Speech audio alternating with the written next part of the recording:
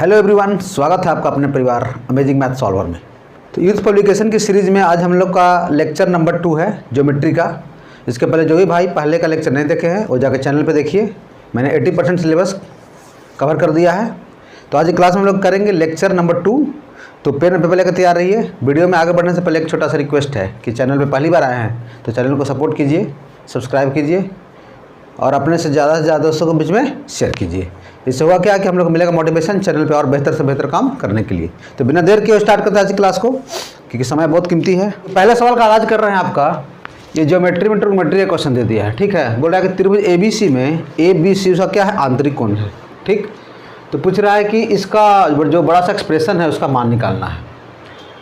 तो जब भी इस तरह का क्वेश्चन हो तो हम लोग करेंगे क्या, सबसे पहले कि जैसे ABC अगर त्रिभुज का कोण होता है तो तीनों कोणों का योग कितना होता है, 180 डिग्री होता है, सिंपल सा। तो अगर 180 डिग्री होता है तो यहाँ से हम क्या करेंगे, angle A plus angle B plus angle C कितना हो जाएगा जी, 180 डिग्री हो जाएगा, क्योंकि तीनों कोणों का योग कितना होता है, 180 डिग्री होता है। अब यहाँ से हमें निकालना, देखिए B प्लस C/2 निकालना है। यहाँ पे क्या निकालना है, A प्लस B/2। तो इसको थोड़ा सा हम लोग चेंज करेंगे। देखिए, तो अगर यहाँ से हम निकालते हैं B प्लस C/2, सब में 2 से डिवाइड करेंगे तो यहाँ पे क्या हो जाएगा, 2 से करेंगे 180/2 कितना होता है, 90 हो जाएगा। मतलब 90 माइनस A/2, बस इतना ही करना है, ठीक है। ज़्यादा लोड नहीं लेना दिमाग पे, ठीक। तो B प्लस C/2 का क्या हो जाएगा, 90 माइनस A/2। अगर बोलेगा कि A प्लस B/2 तो क्या हो जाएगा, 90 माइनस C/2 हो जाएगा। तो इसी कॉन्सेप्ट का यूज करके हम लोग इस क्वेश्चन को उड़ाएंगे। और क्या, देखिए कैसे। अब यहाँ पे जो हो सकता है मेरा, देखिए cos square B plus C/2 है। तो कहने का मतलब ये क्या हो जाएगा मेरा, cos स्क्वायर, समझाने के लिए एक स्टेप लिख देते हैं, कोई दिक्कत नहीं है। ये हो जाएगा 90 माइनस A/2 हो जाएगा। और इसको रहने दीजिए, इसको में कोई छेड़छाड़ नहीं करना है, ठीक है। एक को चेंज करना है, बाकी दो को छोड़ना है। एक को चेंज कर देना है, बाकी इसको छोड़ना है, ठीक है। अब यहाँ पे क्या है मेरा, sec स्क्वायर C/2। ये क्या है मेरा, cot स्क्वायर है, ठीक है। अच्छा, A प्लस B/2 में क्या हो जाएगा, 90 माइनस C/2 होगा, 90 माइनस C/2। ट्रिग्नोमेट्री सब पढ़ा चुके हैं सब, ठीक है। अगर ट्रिग्नोमेट्री का लेक्चर नहीं देखा तो जाकर चैनल पर जाइए, प्लेलिस्ट में सब डाला हुआ है, ठीक है। पूरा सीरीज यूथ पब्लिकेशन का हम लोग कर चुके हैं। Trigonometry, algebra, profit loss percentage, जितना भी है 80% से ऊपर सिलेबस, ठीक है। अच्छा, cos 90 माइनस थीटा क्या होता है, साइन थीटा होता है। तो ये हो जाएगा आपका sin स्क्वायर A/2। देखिए क्वेश्चन है एक लाइन का, लेकिन समझाना थोड़ा एक स्टेप चल जाएगा, ठीक है। sin स्क्वायर A/2, यहाँ पर क्या हो जाएगा, cos स्क्वायर A/2। अब यहाँ पर देख लीजिए, sec स्क्वायर C/2। अच्छा, cot 90 माइनस थीटा क्या होता है, tan थीटा होता है। तो ये जो मेरा हो जाएगा tan स्क्वायर C/2 हो जाएगा। क्लियर है सब, तो सबको यहाँ तक, चलिए क्लियर है सबको यहाँ तक। अच्छा, sin square A/2 plus cos square A/2 कितना था value, sine square theta plus cos square theta क्या होता है, 1 होता है। तो ऊपर का वैल्यू आ गया 1, और नीचे में क्या आ गया, sec square theta minus tan square theta, उसका वैल्यू क्या होता है, 1 होता है। तो इसका आंसर मेरा कितना आ जाएगा, 1/1 1, ठीक है। ये हल्का सा ज्योमेट्री का एप्लीकेशन था इसमें। मतलब त्रिभुज का तीनों कोना का कितना होता है, 180 डिग्री। अगर प्रैक्टिस हो जाएगा तो क्वेश्चन आप मतलब यहाँ से बिना पेन उठाए उड़ा सकते हैं, लेकिन उसके लिए क्या होना चाहिए, हाई लेवल का प्रैक्टिस होना चाहिए, ठीक है दोस्त। चलिए, कैसा लगा, सबको समझ में आया, क्लियर है। तो अगर समझ में आ गया तो वीडियो को लाइक और चैनल को सब्सक्राइब करना बिल्कुल मत भूलिए, ठीक है दोस्त। ये बहुत हम लोग को एकदम बहुत जरूरी है, ऑक्सीजन की तरह, ऑक्सीजन से भी ज़्यादा, ठीक है। क्वेश्चन है, किसी समकोण त्रिभुज की 2 संलग्न भुजाएं 1.5 सेंटीमीटर और 2 सेंटीमीटर लंबी है, तो इसके परिवृत्त का क्षेत्रफल ज्ञात कीजिए। अच्छा, देखिए इस तरह कॉन्सेप्ट हम लोग पहले क्लास में डिस्कस कर चुके हैं। देखिए क्या है सवाल, सवाल को गौर से देखिए, ठीक है। एक राइट एंगल ट्रायंगल दिया गया है आपका, एक राइट एंगल ट्रायंगल दिया गया है, बहुत इंपॉर्टेंट क्वेश्चन है। इसका साइड कितना कितना है, 1.5 सेंटीमीटर है, और यहाँ पर कितना है, 2 सेंटीमीटर है। और एक परिवृत्त, परिवृत्त का मतलब क्या होता है, इसका बाहर एक वृत्त खींचा गया है, ठीक है। इसका बाहर एक वृत्त खींच लीजिए ऐसे करके, ठीक है। तो बोल रहा है कि इसका बता दीजिए हमको क्षेत्रफल। तो पिछला क्लास में हम लोग डिस्कस किए हैं लेक्चर 1 में कि जब भी राइट एंगल ट्रायंगल रहेगा, ठीक है, तो जो परिवृत्त का जो त्रिज्या होता है वो आपका जो होता है सर्कम रेडियस, वो होता है आपका, देखिए ये सब हो जाएगा मेरा सर्कम रेडियस। तो सर्कम रेडियस जो होता है कर्ण का क्या होता है, आधा होता है, ठीक है, अगर समकोण त्रिभुज रहेगा तब। तो कर्ण का आधा, तो कर्ण यहाँ से कैसे निकलेगा, कर्ण को निकालना पड़ेगा पहले। तो कर्ण स्क्वायर और क्या होता है, लंब स्क्वायर प्लस आधार स्क्वायर होता है जी। तो अगर इसको मानते हैं कि ए है, ए मेरा बी है, इस सी है, ठीक। तो यहाँ से ए सी निकाल डायरेक्ट, ए सी अगर निकालेंगे तो क्या बनेगा, 2 का स्क्वायर 4, अब 5 का 1.5 का स्क्वायर कितना होता है 2.25, ये कितना हो गया 4 2 6.25। तो इसका स्क्वायर रूट कितना हो जाएगा, ये हो जाएगा आपका 2.5 सेंटीमीटर। क्लियर है सबको यहाँ तक। अच्छा, जो सर्कम रेडियस होता है वो क्या होता है, मेरा ए सी का आधा होता है, ठीक है। तो मेरा अगर आर इसको लिखते हैं सर्कम रेडियस को, तो ये हो जाएगा मेरा ए सी बाई 2, इसको ध्यान में रख लीजिए, ठीक है। तो हो जाएगा मेरा 2.5/2 सेंटीमीटर, इसका क्या हो गया, सर्कम रेडियस हो जाएगा। अगर सर्कम रेडियस पता हो गया तो इसका क्षेत्रफल क्या होता है, वृत्त का क्षेत्रफल पाई स्क्वायर। तो ऑप्शन क्या दिया है, पाई में दिया है कि 22/7 में दिया है, पाई में दिया है।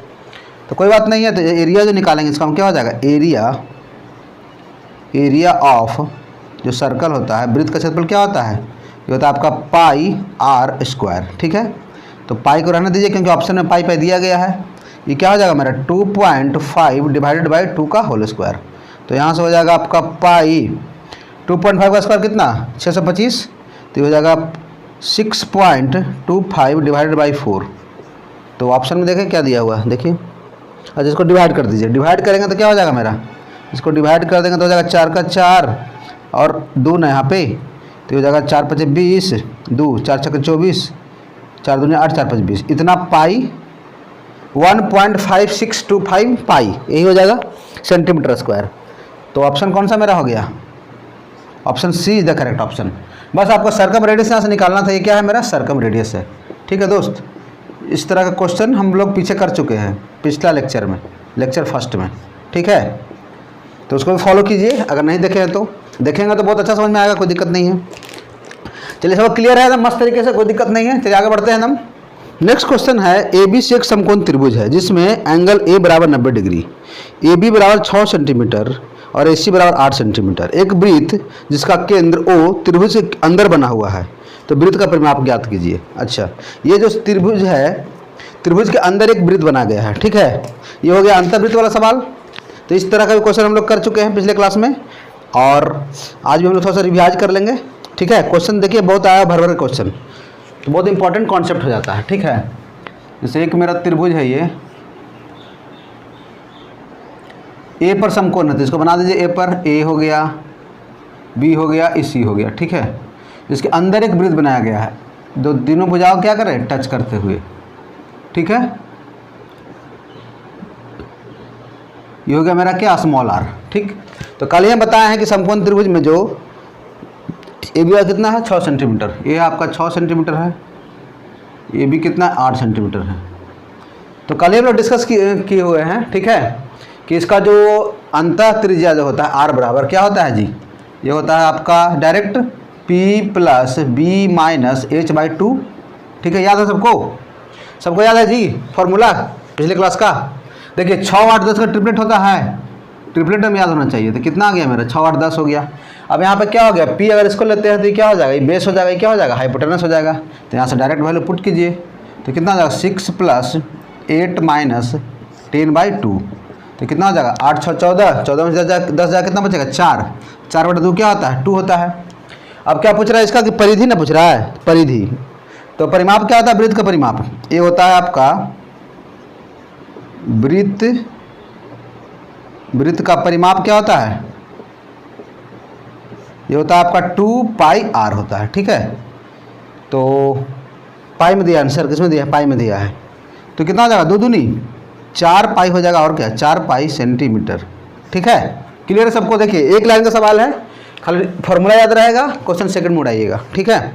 बहुत बेहतरीन क्वेश्चन है, हमें बार बार रिपीटेड सवाल है। और आप लोग यार वीडियो को लाइक वाइक किया कीजिए, ठीक है, क्योंकि पढ़ाने में लगता है बहुत मेहनत, बहुत ईमानदारी के साथ पढ़ाते हैं, पूरा एकदम टॉपिक टाइप वाइज, ठीक है। तो अगर वीडियो अच्छा लगता है तो वीडियो को लाइक और सब्सक्राइब करना बिल्कुल मत भूलिए, ठीक है, क्योंकि बहुत ज़रूरी है हम लोग के लिए, क्योंकि एकदम फ्री ऑफ कॉस्ट क्लास चल रहा है आपके लिए। SSC CGL के लिए भी चल रहा है, मेंस का भी हम लोग करेंगे स्टार्ट अभी, ठीक है, और रेलवे का चल ही रहा है, ठीक है।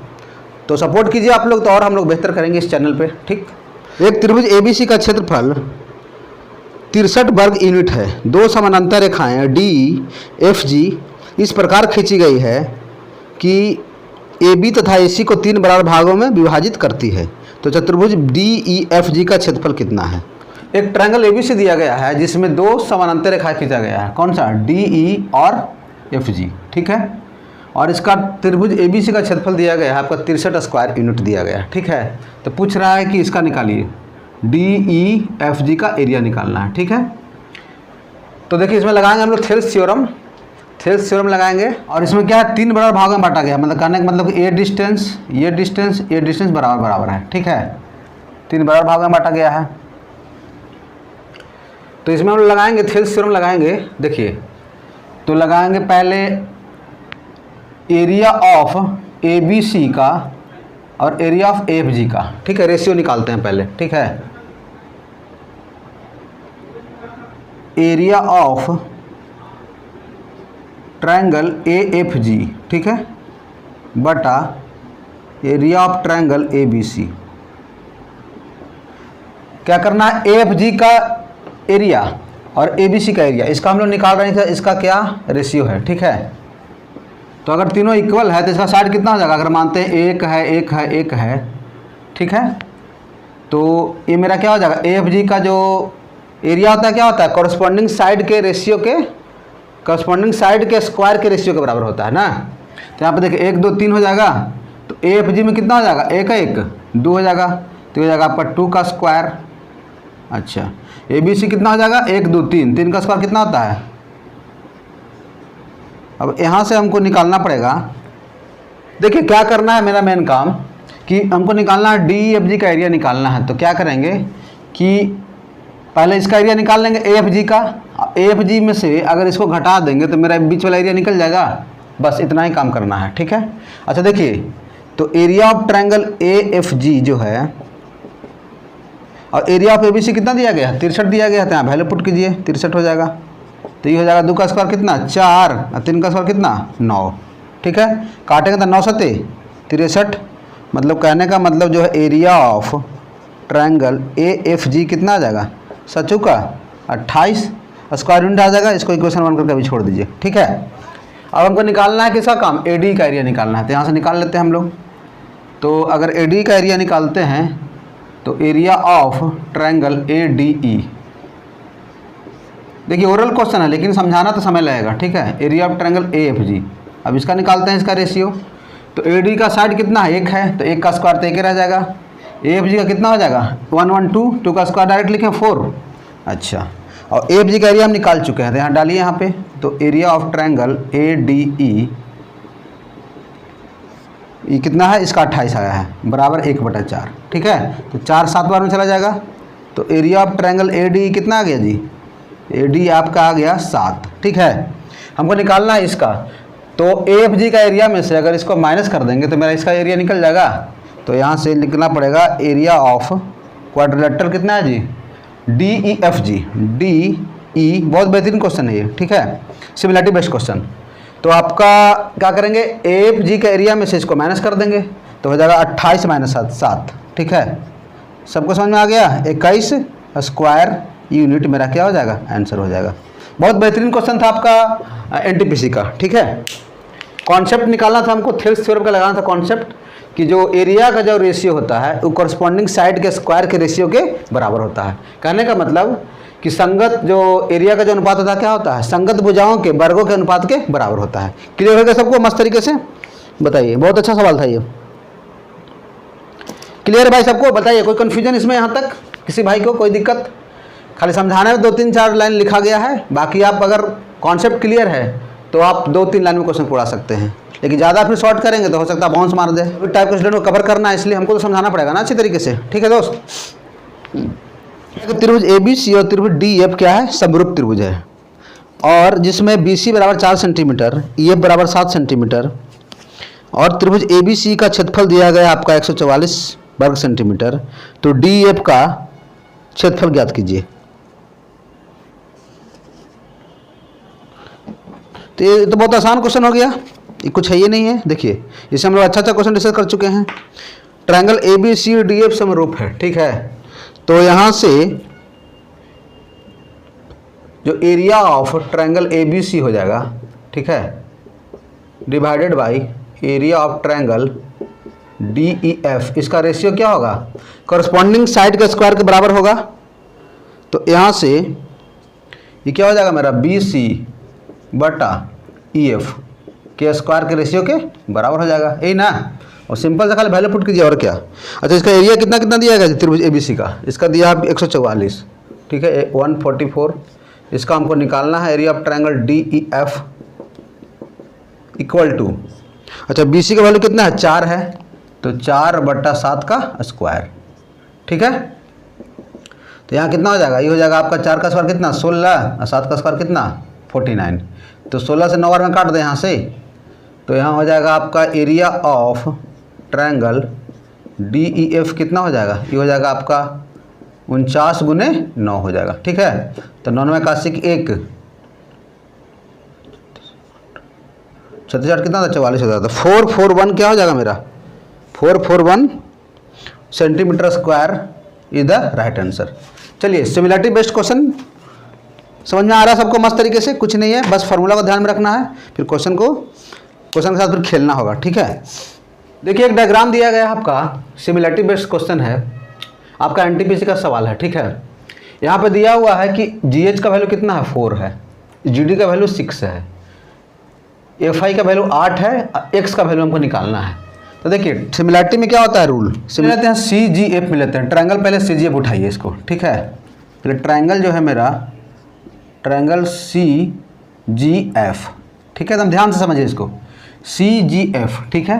तो इसमें थेल्स थ्योरम लगाएंगे तो क्या लगेगा, इसमें आपका लगेगा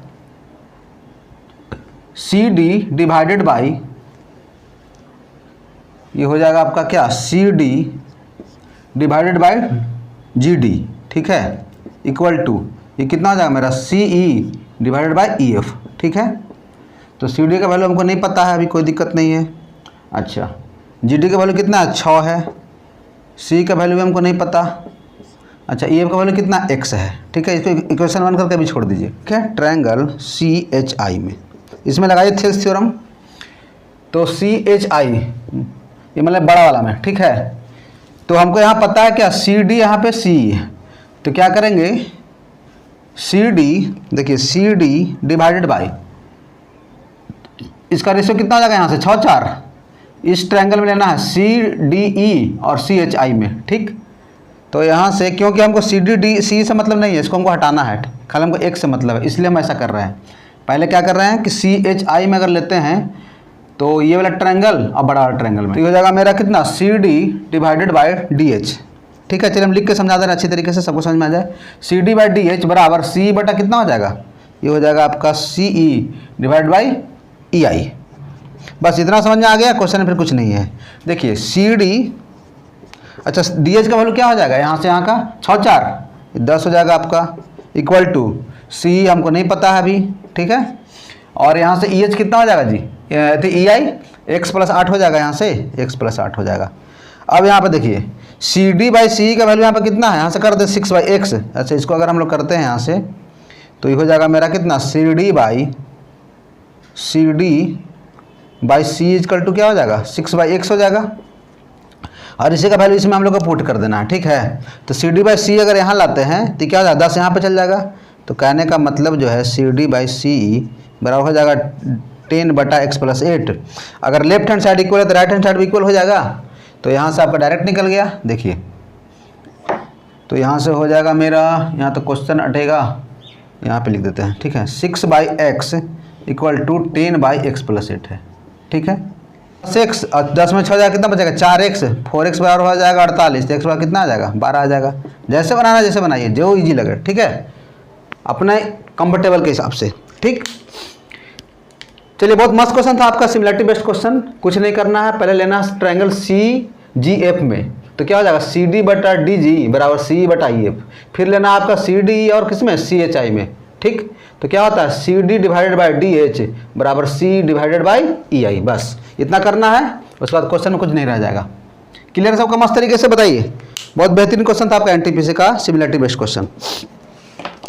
अब करेंगे हम लोग टाइप 2 के सवाल। ठीक है, वीडियो में बने रहिए शुरू से लेकर लास्ट तक। अगर रियल में कुछ सीखना चाहते हैं, सिलेक्शन लेना चाहते हैं तो चैनल पे बने रहिए शुरू से लेकर लास्ट तक। ठीक है, और सॉल्यूशन को एंजॉय करते रहिए, क्योंकि इस चैनल पे फ्री ऑफ कॉस्ट हम लोग रेलवे का यूथ पब्लिकेशन का बुक को कंप्लीट डिस्कशन करवा रहे हैं, वो भी चैप्टर वाइज और टाइप वाइज। किसी चक्रीय चतुर्भुज के सम्मुख कोणों का अनुपात 3:7 है तो दोनों में से बड़े कोण की माप कितनी है। अच्छा देखिए, चक्रीय चतुर्भुज सवाल पूछ दिया। तो चक्रीय चतुर्भुज किसको बोलते हैं? जिसका चारों जो बिंदु जो शीर्ष रहता है क्या होता है? वृत्त पे रहता है। जिसका चारों इस तरह का, देखिए जिसका चारों शीर्ष होता है अगर वृत्त पर है तो उसको हम लोग क्या बोलते हैं? चक्रीय चतुर्भुज बोला जाता है। ठीक है, ये हो जाएगा, मान लिया कि ए है, ये बी है, ये सी है, डी है। तो चक्रीय चतुर्भुज का प्रॉपर्टी होता है कि आमने सामने का जो कोण होता है, तो चक्रीय चतुर्भुज का जो आमने सामने का कोण होता है कितना होता है? 180 डिग्री होता है। तो एंगल जो ए प्लस एंगल सी कितना हो जाएगा? ये हो जाएगा आपका 180 डिग्री। और angle B plus angle D कितना हो जाएगा? 180 डिग्री हो जाएगा। ये प्रॉपर्टी होता है। ठीक है, इसको याद कर लेना है। अब देखिए क्वेश्चन क्या कर रहा है कि अनुपात कितना? 3:7 है। तो कहने का मतलब कितना हो जाएगा? 3x और 7x कितना हो जाएगा? 10x बराबर 180 डिग्री। तो x बराबर कितना हो जाएगा जी? 18 डिग्री हो जाएगा। तो क्या पूछ रहा है सवाल में कि दोनों से बड़ा कोण कौन सा हो गया? तो बड़ा कोण हो जाएगा मेरा 7x। तो कितना हो जाएगा? 18 7 कितना होता है? 126 डिग्री मेरा आंसर आ जाएगा।